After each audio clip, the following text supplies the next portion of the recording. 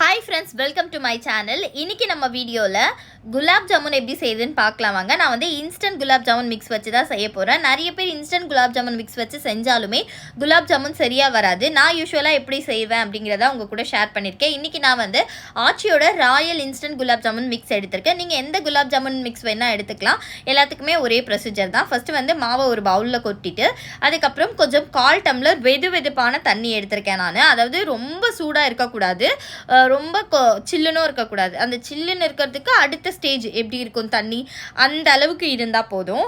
அந்த அளவுக்கு தண்ணி எடுத்துக்கிட்டு நீங்கள் மொத்தமாக ஊற்றக்கூடாது. இந்த மாதிரி நான் எப்படி இப்போ கொஞ்சம் கொஞ்சமாக ஊற்றி பிசைடணும், அந்த மாதிரி கொஞ்சம் கொஞ்சமாக தண்ணி ஊற்றி பிசைஞ்சுக்கோங்க. ஏன்னா இதில் வந்து கொஞ்சம் தண்ணி எக்ஸ்ட்ரா ஆகிட்டாலும் மாவு ரொம்ப குழன்னு ஆகிடும்.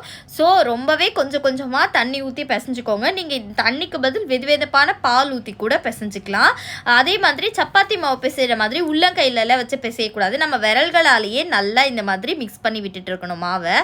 விரல்களால் இந்த மாதிரி மிக்ஸ் பண்ணி விட்டுக்கோங்க. ஓரளவுக்கு இந்த மாதிரி மாவு வந்து திரண்டு வந்ததுக்கப்புறமா நான் வந்து 1/4 டேபிள் ஸ்பூன் அளவுக்கு கீ சேர்த்துருக்கேன். கீ சேர்த்துட்டு இதை வந்து நல்லா கொஞ்சம் மிக்ஸ் பண்ணிவிட்டு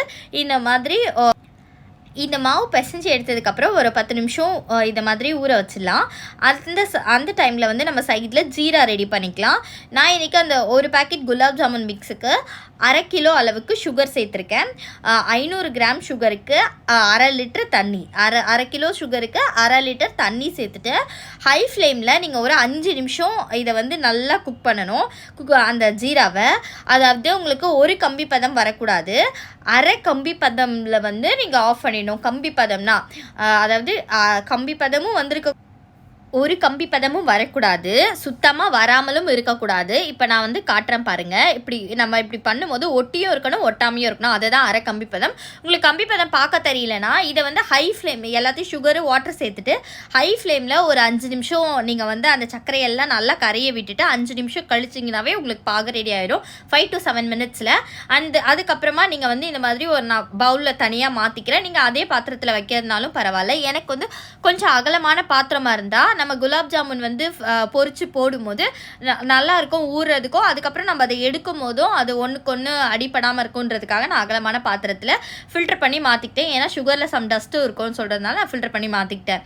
அதுக்கப்புறமா ஒரு 4-5 இறக்கிட்டு இந்த மாதிரி மாற்றினதுக்கப்புறம் 4-5 ஏலக்காவை தட்டி வச்சுருக்கேன். அதுக்கப்புறம் 2 சொட்டு ரோஸ் எசன்ஸையும் சேர்த்தேன். ரோஸ் எசன்ஸ் ஆப்ஷனல் தான்.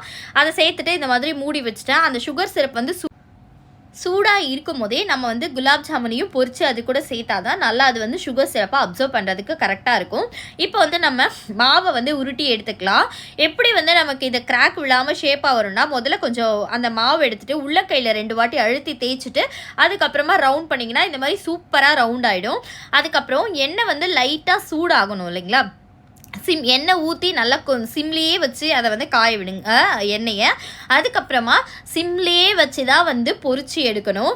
ஏன்னா அப்போ தான் உங்களுக்கு வந்து எல்லா பக்கமும் வெந்தும் இருக்கும், மேலே கலரும் வரும். நீங்கள் ஹை ஃப்ளேமில் வச்சிட்டிங்கன்னா மேலே கலர் மட்டும் வந்துடும், அதுக்கப்புறமா உள்ளே உங்களுக்கு வேகாது. நீங்கள் இந்த மாதிரி அந்த குலாப் ஜாமுன் உருண்டைகளை இதில் இப்படி போடும்போது அந்த இப்படி பொரிஞ்சு வருது பாருங்கள் எண்ணெய், அதுதான் கரெக்டான ஸ்டேஜ் எண்ணெய் காஞ்சு இருக்கிறதுக்கு. அந்த மாதிரி நீங்கள் போட்ட உடனே அந்த எண்ணெய் சைடில் ஃபுல்லாக எப்படி பொரிஞ்சு பபிள்ஸ் வந்துச்சு பாருங்க, அதுதான் கரெக்டான ஸ்டேஜ். ஏன்னா எண்ணெய் காயாமல் போட்டாலும் உங்களுக்கு நல்லா வராது. இப்போ எப்படி வருதுன்னு பாருங்கள். நான் இப்போ இந்த உருண்டைகளை போடும்போது சைடில் எப்படி அழகாக ஒரு மாதிரி பபிள்ஸ் வருதுன்னு உங்களுக்கு தெரியும் இல்லைங்களா. இந்த ஸ்டேஜில் எண்ணெய் காஞ்சிருக்கணும். அப்போ தான் நீங்கள் வந்து இந்த உருண்டைகளை சேர்க்கணும். அதுக்கப்புறமா இதை வந்து இந்த மாதிரி திருப்பி திருப்பி விட்டு நல்லா அது வந்து குக்காக விடுங்க. எண்ணெய் நல்லா காஞ்சிருக்குன்னு உங்களுக்கு எப்படி தெரியும்னா, கையை இப்படி வச்சு பார்த்தீங்கன்னா உங்களுக்கு வந்து லைட்டாக ஒரு சூடு படும், அதுதான் காஞ்ச ஸ்டேஜ். நீங்கள் இந்த மாதிரி பபிள்ஸ் வர மாதிரி இருக்கான்னு தெரிஞ்சுக்கிறதுக்காக முதல்ல ஒரே ஒரு அந்த குலாப் ஜாமுன் அந்த உருண்டையை போட்டுட்டு செக் பண்ணிவிட்டு கூட நீங்கள் மற்றது எல்லாத்தையும் கூட சேர்த்துக்கலாம். ஆனால் சேர்த்த உடனே இந்த மாதிரி டபுள் சைடும் நல்லா திருப்பி விட்டுட்டே இருங்க. ஏன்னா நான் வந்து இது மூழ்கிற அளவுக்கு எண்ணெய் சேர்க்கல. நீங்கள் வந்து மூழ்கிற அளவுக்கு எண்ணெய் சேர்த்தாலுமே சிம்மில் வச்சு பார்த்து குக் பண்ணிக்கோங்க. இப்போது இது வந்து இந்த அளவுக்கு கலர் வந்ததுக்கப்புறமா நம்ம எடுத்து இப்போ ஜீராவில் சேர்த்துடணும். இது வந்து ஒரு 1/2 மணி நேரம் ஊறினாலே ரொம்ப சூப்பரான டேஸ்ட் நான் சொன்ன அளவு நீங்கள் ஜீரா காய்ச்சினாவே இந்த ஒரு பேக்கெட் குலாப் ஜாமுனுக்கு கரெக்டாக இருக்கும். ஏன்னா குலாப் ஜாமுன் பேக்கெட் பின்னாடி வந்து 700 கிராம் அளவுக்கு சுகர் சேர்க்கணும் அப்படின்னு போட்டிருப்பாங்க. எனக்கு வந்து நான் 500 கிராம் சேர்த்ததுக்கே கரெக்டாக தான் இருந்தது அந்த ஜீராவோட டெக்ஸ்டர் டேஸ்ட் எல்லாமே. நான் குலாப் ஜாமுனை ஆட் பண்ணிவிட்டு அதுக்கு மேலே இந்த மாதிரி ஜீராவை கொஞ்சம் போர் பண்ணி விட்டேன். அந்த போர் பண்ணி விட்டுட்டு நீங்கள் வந்து க்ளோஸ் பண்ணிட்டு 1/2 அன் ஹவர் கழித்து நீங்கள் சர்வ் பண்ணிக்கலாம். இது வந்து காலா ஜாமுன். இது வந்து ஒரு பேட்ச் வந்து இந்த மாதிரி நல்லா டார்க் கலரில் வந்து பொரிச்சு அதை தனியாக இந்த மாதிரி பவுலில் மாற்றி வச்சுருக்கேன். இந்த மாதிரி டார்க் கலரில் வந்து அது காலா ஜாமுன். இந்த மாதிரி நார்மல் கலரில் இருந்ததுன்னா அது வந்து நார்மல் குலாப் ஜாமுன். இதே மாதிரி நிறைய வீடியோஸ் பார்க்க நம்ம சேனலை மறக்காமல் சப்ஸ்கிரைப் பண்ணி சப்போர்ட் பண்ணுங்கள்.